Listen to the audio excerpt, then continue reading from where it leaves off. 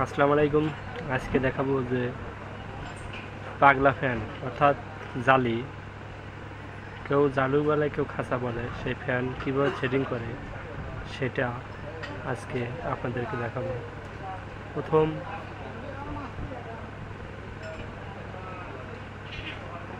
অর্থাৎ এই নাটগুলো আপনার কোনো সময় বড় নাট দিবেন না, সবগুলো ছোটো নাট দিবেন। বড় নাট দিলেই কয়েলে যায় লাগার সম্ভাবনা বেশি থাকে।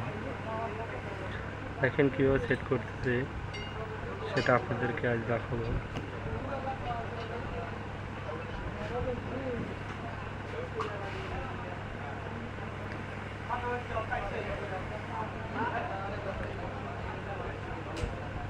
সেট